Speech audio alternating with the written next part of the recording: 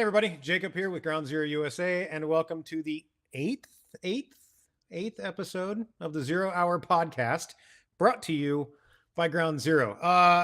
It's honestly nice to be not out in the field, but ironically, we're talking about being out in the field. Um, April was a busy time for us, but what we did this month when we traveled is we looked at really kind of the industry and trade shows from an outside perspective. What is it that others are doing in either other segments of the industry or maybe things we haven't looked at, other countries, so on and so forth. So in this episode, Nick's going to be joining me because he's somebody that I've been bouncing ideas off, especially with regard to this for a long time. And he got a chance to experience both of these shows from the side of, working at participating, so on and so forth. So we are going to cover two shows, which are one of them is dear to my heart. One of them is dear to Nick's heart.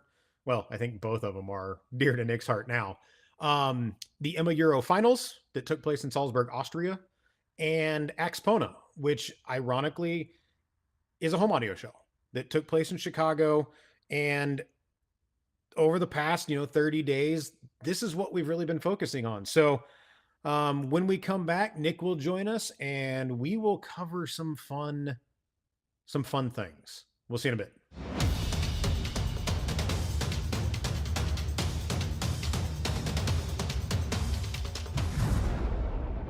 All right, Nick, I want to dive right into this because this is my second time at the Emma Euro finals. And I know that over the years, since I got to go and conversations that we've had over the years, I've talked about how cool this show is and how it's not like anything we do here. What? That's Okay, pretty so about right. Your first impressions. Give me 2 minutes of you walk through that door. What hits you in the face? Because I think that's the biggest part of this is that like, oh crap moment. So what was your moment? walking in the door and taking a look around just at the floor where all of the vendor booths were set up reminds me of CES 20 years ago, 25 years ago. It was that elaborate, it was that big. There were that many manufacturers slash distributors on the showroom floor. And as I call it, the showroom floor, because that's what it is. It's a showroom. It's just huge. The size of the booths, the quality of the installs, the how great the car sounded. It all reminded me of the heyday of car audio 25 years ago, 30 years ago. And It was just that kind of a scene. and the cool thing for me, I'm a car guy, right? Yeah, I me too. think different. I think different than just audio people. My brain goes one way. This isn't just a car audio show. I mean, I know we keep Oh, calling it Euro Finals, and I know we keep calling it, but it's not. It's Car Media World. It's Customized Salzburg. It's the yeah. entire convention center is a big square set up with a a parking lot in the middle that they set up for drifting. Car shows all around. I mean, this year there was a full on tattoo convention going on. Yeah, This is totally different than anything we do at combined finals or yeah, whatever. How from a car culture, which again you come from, yeah. not just audio, like is this like anything you've been to, the No, whole thing, no, in the US? no. This is more of a lifestyle event than just car audio or a car show. It was combining a little bit of everything of that kind of culture that they were obviously target marketing it to. Hmm. Pretty impressive in that all of these people of different backgrounds all came together, um, and everybody respected everybody, and quite frankly, they were all very, very curious about, car audio versus the drifters versus the tattoo folks. They were all amazed by everything that we were doing. And I think we were amazed by everything they were doing as far as like, the car audio folks, which is interesting in that you don't see that here. No. You'll see a tattoo convention, you'll see a drifting event like at SEMA, but you don't see all of this brought together in one place. And I thought that was fascinating. And Much less having how many nations were represented? 70, if I remember correctly. something like that. I mean, entire European continent plus Yeah. anybody who could get there. Yeah. I mean, there were people from all over Asia there, which Exactly. I So, was I was blown away. well, and just sitting at dinner with Ground Zero. I mean, there were what 100 and what they say 130 people representing 64 countries Yeah. just from Ground Zero alone. I think that's the number. But I mean, just packing the castle for dinner, everybody getting along, cracking jokes, making fun of Diogo the bishop. Um, but just again, it's an entire thing that I it's very different than what we experience here. Even like when you go back to the showroom, the show floor, every vendor just has a massive booth.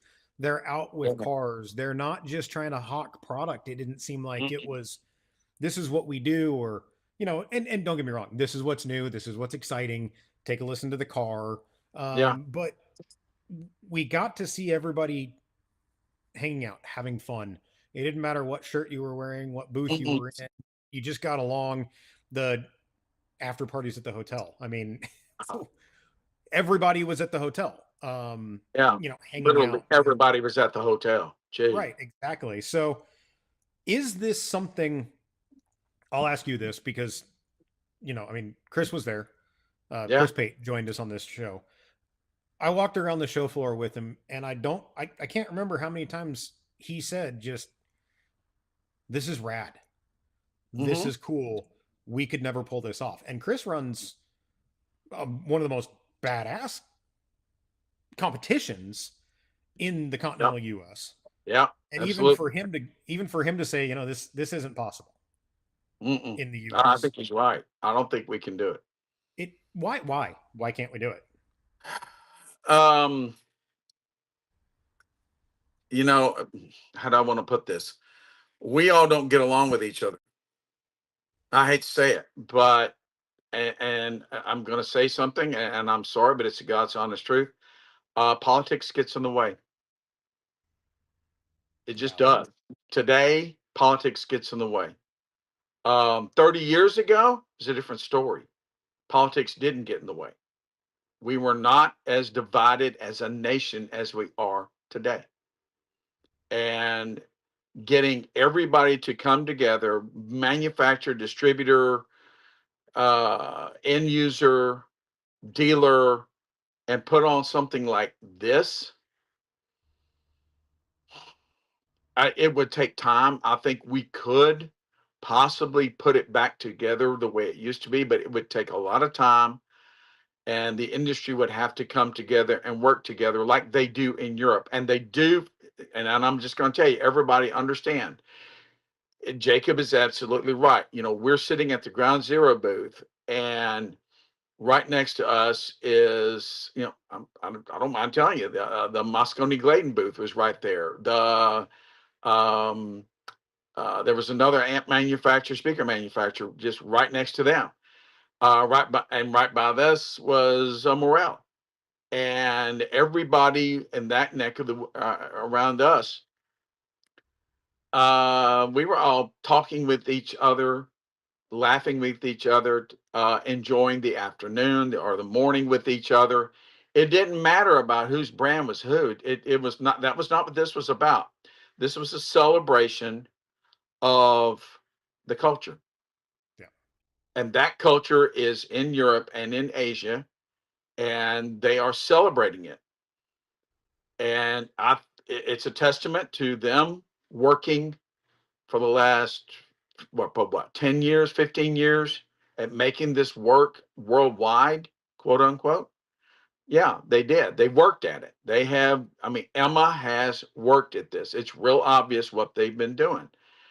And they haven't worked here. They haven't worked on it here. And if they wanted to, could it work? Yeah. But they got to get more than just 4 or 5 of us to come together to make this thing happen. it would take everybody Mhm. in the United States and Canada and Mexico to pull this thing off. All And of us in the industry. and here's the thing, right? And this is the way I see it. And you and I have had conversations about competition governing bodies Hmm. for years. Yeah. I don't compete. I don't Hmm. inherently believe in the fact that we have, what seems like 97 car audio competition governing bodies in the US. Yeah. Um, don't get me wrong, I know that some of them serve specific purposes, but when you talk, politics is dividing, it's not just, I don't think politics is the default definition of politics, right? I No, no, also no. think like the politics behind governing bodies and and competitors and Exactly. manufacturers and these kind of things. So, you know, we all say, keep politics out of car audio. And I think we do a pretty well, some of us do a pretty good job of that for the traditional version of that. Yes. But again, it's that I want it my way. I don't like the way you're doing it. And I think that's one of the things that I liked about the Euro finals, right? Is it's the IMA Euro finals. There Yes. were, I don't know how many competition cars there, well over 200, I'd say, Yeah. at There least from it had to from be. how it felt, Hmm. all coming together to support one competition. And then all the manufacturers came together to do Yeah. their portion of the show at this event that was hosted by a car culture. We're Yes. tagging, IMA Euro finals and the distributor, the manufacturer show are tagging onto something that exists from a car culture perspective. Hmm. So, yeah, I mean, I, I think you're right. Could we do it?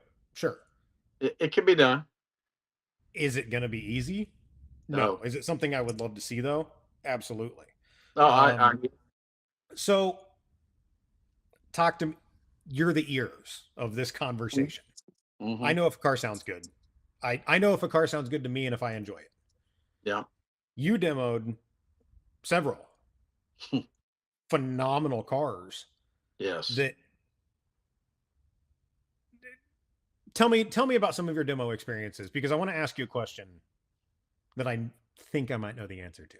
So talk to Okay. me about your demo experiences in some of the cars that you heard. There were 6 vehicles that stood out um, substantially, and I'm going to preface this by saying that most of the cars that I listened to, and I know that Chris listened to, were absolutely amazing. And I will tell you that for those of you who think we are head and shoulders above Europe and Asia, I have news for you. No, we are not. Um, Ladies and gentlemen, when I tell you that there are systems that we listen to, and I will point 3 out that I listen to, that literally I had to wrap my head around it because it didn't sound anything like car audio to me. It was high-end home audio come to a car. It was ridiculous what these vehicles were able to reproduce. And I have to remind everybody, there are things you cannot do in Europe that we can do here. They cannot cut metal except in the trunk. So when I tell you that they're pulling this off by using mid-bass drivers in the kick panel or using mid-bass drivers in the doors, and the doors are built like a home audio enclosure, they are. When I tell you there are mid-ranges located in enclosures on top of the dash in which the enclosure runs down into the dash and is vented and tuned to a certain frequency, they are. Um, yeah, it's just they were stupid amazing. There was a Mercedes GT that I Mhm. listened to, and it was my favorite car at the show. That I sat there and I've asked the gentleman to play me something I know extremely well. It's a piece of classical music that I know extremely well. And I am listening to a 42-inch concert drum that is literally 6 or 7 feet away from where I'm sitting on the out beyond the hood of the car. I could hear the strike of the mallet, the report of the mallet, and the release of the mallet on that drum. Now, that is extremely difficult to pull off in home audio, much less a car. I mean, depth, width, height, three-dimensionality, timbre, decay. I can go on. These cars were the epitome of high-end audio, of holy smoke. And then I had him play some Led Zeppelin. And I was, again, yeah, we're going one end of the spectrum to the other, because I'm thinking, okay, if you can play this, can you play Misty Mountain Hop? And he did. And I'm just sitting there going, I hear stuff in this that I don't hear unless I'm playing a really high end home audio system. Jimmy Page's, the way he plays the guitar, for instance, I can hear the pickups. I knew what kind of strings that was on the guitar. I mean, it's amazing. Right. It was literally amazing. And this was my favorite car there. Peter Steinbacher's Mercedes Benz, his S Class. Geez Louise. Right. Phenomenal sounding vehicle, plays 11 freaking hertz. I'm not kidding. When I tell you he's demonstrating 11 hertz in the car, I'm just sitting there going, this is stupid. This is ridiculous. The two-way we heard in the Ground Zero booth, that one still to me stands out. It was the least expensive system there. I guarantee you it was. So when I tell you that it's different, it is. They take things very seriously. They are very, I mean, and I didn't hear a car that I would be like going, no. There was not a car there that was not worthy of being there and was not like, yeah, this is really good. And I'm thinking, yeah, this judging staff, I feel sorry for them because they're going to have to nitpick. Yeah. And it's not as if they didn't all deserve to be there, because I promise you they did. And And that's that's a testament to how good things are over there. well, and that's and to me that's one of the things, and you had taken the thing away from me that I wanted to ask you, but you also in full on introduced what we're going to talk about when we come back. But the thing you took away was, could these cars stand against the gold standard that we have here in the US when we think, no other country can touch us? You said it. Like, there is not a car there that scored where it should have, that would not compete against something here that can get away, that has to get away and has to pull off ported enclosures in the doors or sealed Oh yeah, enclosures in the doors, because they can't cut into crumple zones. yeah. Um, so, and then that was impressive to me, because you and I have had that conversation over years where the Hmm. US does things the right way, and then all of a sudden you're coming back from Europe going, they do too. And I'm Yeah. eating my own words. I, they do what's necessary to win. To accomplish the goal, and the goal is what, Nick? Win. To Well, make music, to be this as close to high end home audio / live music as possible. That's what they're at. and high end home audio is what we will talk about when we come back. Yep. So we'll see you in a minute.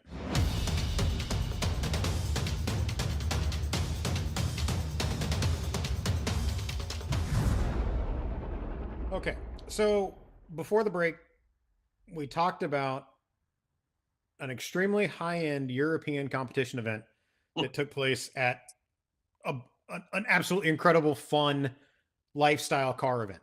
Yeah. So again, car show, drifting, food, leather work, diecast, tattoo, like it was all there, right? If it's It's all car there. or it's car related, it was there. Now, fast forward to, correct me if I'm wrong. You land home from Europe, you get what, 3 days rest, and you have to drive to Chicago. Yep. What was in Chicago? Why did we go as a company to Chicago? Because I'm a masochist. Well, I'll never do it again. I'll tell you that. Well, the premier high end 2 channel home audio show of North America happened to be that weekend, the weekend after we got back from Salzburg. And we had made the decision that we were going to go and be a part of an event that the folks at IASCA were asked to put on by the folks that put AXPONA on, to introduce high-end home audio clientele to high-end car audio. And this was something that you and I've talked about, that this is where we need to go. You're talking about, over 13,000 people were pre-registered for this show. Mhm. And it's like I've told you, the least expensive home system that I saw at that show, and I'm not saying it was but it's the least expensive I could find, was about $140,000 retail. So this is the kind of clientele that, quite frankly and honestly, we in the United States do not reach, because they do not know we exist. Right. It's the reason we were there. They need to be exposed to what we can do, because quite frankly and honestly, what I heard in Europe and what some of us here in the United States can do, these folks would want this in their cars.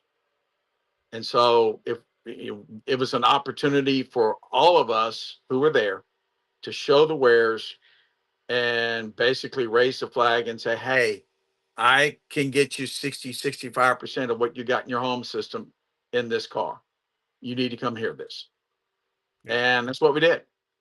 Well, and that's one of the, we had gone from a car show where you said we were representing high-end home 2 channel, as close as we could get in cars, Yep. to now a high-end home 2 channel show where we were, I don't want to say the underdog, right? But No. we were the group of people that maybe didn't fit, so to Hmm. speak. But Yep. you took your Infinity Mhm. and Jim Rogers took his Ram, and I think Yep. we've talked about his Ram in past episodes. So Mhm. I mean, top tier cars Yes. of, I see why you did this. This is fun. This is exciting. This is, how did you do this? Not, again, we're not chasing a scorecard here. Not No. in this, No. No. No. not the reason we went. I mean, Jim No. competed, but Yeah, it did well, but we went to make waves, right? We went to get people, like you said, to go, oh, I can get 60-70% of my home in this car because we're doing XYZ. You guys demoed nonstop. yeah, The three the three days minute, you yeah, the minute the doors open at noon on Friday until 4 o'clock Sunday, it was nonstop. We demoed over 400 different people in cars, and that's basically, let me add, well, six, 6 and 6. We had 18 hours to demonstrate 400 people to 400 people. well, you Huh. stopped counting. You stopped counting around there, right? I mean, I got to the point where I'm just like, okay, fine. I don't care now. We're Right. just in and out, in and out, in and out. Can you give me 5 minutes? I need to go get something to drink. I need to run to the restroom. I'll be right back. That was constant. Yeah. And yeah. Now, And I had people get in and out of the car, and they literally just stared at me and go, how are you doing this? so with all those demos, I mean, we're not talking car audio competitors demoing cars or car audio manufacturers demoing cars. This was an entirely different group of people. So who who were some of these people? Like, what? Why are they in music? Who were they? We had studio engineers, we had artists, we had professional musicians, and just, plain Jane audiophiles. That's who were there. We had manufacturers.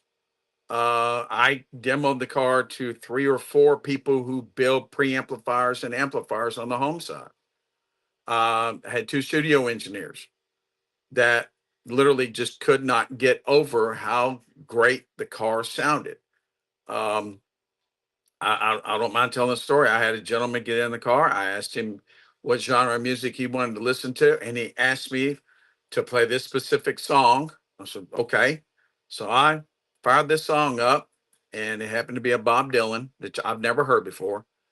And I'm playing this, and we play the whole song. And he looks at me and he goes, I wouldn't touch this. I said, well, I appreciate it. Thank you. He goes, yeah. He said, this sounds better than Dead Gum Recording Studio. He said, this is mine. I went, what? you You were okay, cool. Thank you so very much. I appreciate it. Yeah, that was enlightening. Thank you very much. Um, and just numerous audiophiles who were just interested. I had one of my great memories of this. I had a gentleman get in, and he wants me to play some Mark Knopfler, which I did. And I listened. He listened to a couple of songs, and he said, "My wife has to hear this." I said, "Okay." So his wife gets in, and it turns out she's the pain in the ass audiophile, not him. She goes, "I need to listen to Mr. Bill Evans." I'm like, "Yes, ma'am, I've got it. I know Bill Evans is a great pianist in the jazz world." So I'm playing Bill Evans' Witchcraft, and she is sitting there, and I am literally looking at her play piano with him. Then I'm like, "Okay, this is interesting." And we played the whole thing, and she goes, "That is amazing. Thank you so very much. I thoroughly enjoyed this." She goes, "This sounds better than half the rooms we've been in so far today." I went, "Oh, thank you. Thank you very much. I truly appreciate that." And yeah, and that was kind of the uh the feedback we got. More than one person said, "I don't believe this is possible. How did you do this? How much is this?" And this is where I think we as an industry have got to realize that when I told them, somebody asked me, "How much is this?" And I would say, "Well, I've got about $12,500 in equipment in the car." They didn't blink an eye. They were like, "Oh, well, I thought it'd be way more than that. That's not a whole lot of money. How much time does it do something like this?" I said, "It takes about a week, 10 days to do it right." And they're like, "Oh, well, that's reasonable." I said, "You would have to add some more money in for the install." And they goes, "Oh, sure, we understand." Yeah. If we did that to the standard car audio folks, they would have a stroke and wanted to die. And, you know, it's but this, you know, and it's funny because this is your people. yeah, The I don't, I'm not going to narrow it down to pains in the asses, but mm, the they are. audiophile, the critical listener, and don't get me wrong, I mean, critical listeners can have fun listening to music. Nothing has to be perfect all the time. No, But to be able to get some of these recording artists or recording engineers to go, "Oh, I'm not sure how you did this, but I am thoroughly impressed," I think means more than a lot of other comments that you could have gotten, which is the whole reason I think why we went, right? yeah, Was it to get is. people to go, "Oh, wait, I can have this? This is Yeah. this is my passion. This is my life. This is my hobby, and I can put this in a car and it's not what they thought it was going to be." I'm curious how many of those people got into, let's say, Jim's truck They and said the same thing. They thought, said the well, same thing in Jim's truck. and Um, you get into the truck and you don't think you're going to experience what they experienced. no, It's, "Oh, well, this is a truck. It's going to be, it's going to hammer or it's going to be good, but maybe it's just built to be loud." And then they get out saying the same things they said about your car. yeah, and that was something that we recognized. This is not a truck crowd. Right. No, this is not. But they got in that truck and they were not expecting what they heard. I have a luxury SUV. Jim's truck is not. It's a damn nice truck. Don't get me wrong with everything he's done to it. It's amazing. But that's not what they were expecting. And they were literally blown away. Right. And this group of people, as best I can, and this is just figures I have found, last year they spent $4.4 billion on high-end two-channel audio in the United States. There were only about 500,000 transactions that took place. That's 8,000. It's over $8,000 a transaction. Yeah, you do the math, folks. We're missing the boat. These are the people we need to get involved in our hobby slash industry. They're the ones who are willing to spend money on music. I mean, let's face it, they do. And it's the reason we were there. And it's the very reason we'll go back next year, because we have to bring these people into the fold. Well, and even you had said, of the other manufacturers that were there on the car side, they will be back. and Oh, they will yes, be stepping up their game and they will be leveling up because of this experience. absolutely. So it again, it goes back. It's cool to see our industry relate to other industries Hmm. and realize that we need to step it up. We need to do better. And we need to represent what it is that we can do. And that's not to say that like SPL can't do its thing and Pro No, can't do its thing and nope. Power Sports Audio can't do its thing, but car audio is an interesting in an interesting predicament right now. Yes, they are. Yes, yes, it is. And I know this is something that you've talked about on a regular basis, which supports us being at this show, but our clientele has changed or has Yes. matured or has Change. some of the people that you've demoed to probably had badass systems in the 80s and 90s and 2000s, but Some of them did. Some of them they remember the days of old Iasca because Mhm. they competed, but they did not realize where we have gone with and you know as well as I do. It's called digital signal processing. Right. With what we can do now, with the level of fidelity that we have available to us, we can pull this off. Couldn't do this 10 years ago. No. We can now. And Well, and that's been the big bugaboo with this side of the world. On the home side is they're still thinking we're the knuckle draggers, listen to SPL and I won't tell you the rest of it. and again, there's nothing wrong with that. No, I still like to get froggy when sure. it's that time, when that's what I need in my life. But Yeah. to be able to appeal to this clientele with a level of product and the degree of product and make them, like I said, take a step back and go, I didn't know this was possible. That's it. Or heaven forbid you actually get the guy that's like, man, this might actually be better than the stuff I've got in my home and it's a third the price. Yeah. Um, I mean, it's I heard that a couple of times. and how many speakers can you see in your truck? None. How many amps can you see? None. How many processors? And where can you see the processor? Nope. Can you see the sub? Yep. So that's it. Closer. But that's it. So not an over. I'm not diminishing. It's not an over the top build. It's No, not it a is crazy not. custom fabricated build. No. It's the right product and the right application tuned correctly. That recipe conversation that we keep having, it's a great recipe. It's you know what you're doing. A little bit of salt and pepper at the end, and That's it. these people got out of your car and went, that was good. That is exactly correct. And it's the reason that I built it this way.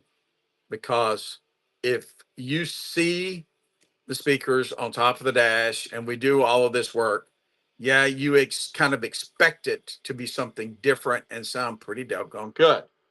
But when you can't find a speaker and everything is fracture locations and you can get this kind of sound out of it, that's a different story. That appeals to a hell of a lot of people in this world because quite frankly, they don't want to advertise what's in the car. Well, and the other thing too, Yeah. in the home world, we know for a fact that this is the type of person who will build a room around equipment, Yes. who will tune a room around equipment. They're not getting into the digital signal path of the record player and manipulating crossover points and doing No. everything that we do in a car saying this is what's required. They want correct. And if we can do in a car correct the way that they understand it, it also helps us accomplish our goal in their eyes, It right? most certainly does. Not about beating something into submission. It's not about No, chasing points on a score sheet. It's about what do we sell, Nick? What's the thing we always talk about? What are we selling? we're selling music. We're selling a memory. We're selling emotion. We're That's selling. it. You're selling them the musical experience that they are expecting to have in their home. Yep. And when we can get close to it in the car, I mean, how many times did I hear, I would really like to have this in my vehicle? I heard it a lot. Jim heard it a lot. The people who are demonstrating their cars an awful lot. Larry Chisner. Larry Chisner's BMW is phenomenal. And he heard that more times than I care to think about. Right.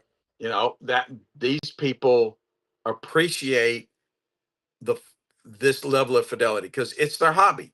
They have a tremendous passion for it. I mean, let's face it, if you're a design engineer for an ant manufacturer on the home side, or you're a studio engineer and you're there and you're listening to the systems and you're like, oh my God, listen to this in a car. You've got to be kidding me. I think we did our job, but we got to keep plugging away. We got to keep going. We got to get the word out. Right. And that's where we need the industry as a whole. Those And who those who can do, those who want to participate should, those yes, who believe that this industry is thriving and is surviving, not just surviving but thriving, need to understand that it's more than just the people that walk in the door. It's the people that want an emotional response to a yeah, track that they're listening to. absolutely. You know, that's where we have to get the dealer network to go to them because they don't know they exist. Right. And I ask every single solitary person that got in the car if they had a local shop or somebody they could turn to where they could have something like this done, and they said we have no idea. I don't know. I wouldn't even know where to go look. And that right there, I promise you, is a conversation for another day Yep. because that is an entirely different soapbox that I feel you need to get on just from an industry perspective. Again, ignoring this, Yep. what are some things? So we'll save that for another conversation. Nick, thank you for joining me on this. You've been, Sure. I mean, on the last several episodes, it's been fun to have you on location Yeah. and being able to express your impressions of what's going on, especially these last two shows. I didn't get to go to AXPONA, so I appreciate you being there and representing what it is that you do. And Emma, man, what a blast! What a blast that was. That being said, Hey, we will be right back. Well, I will be right back.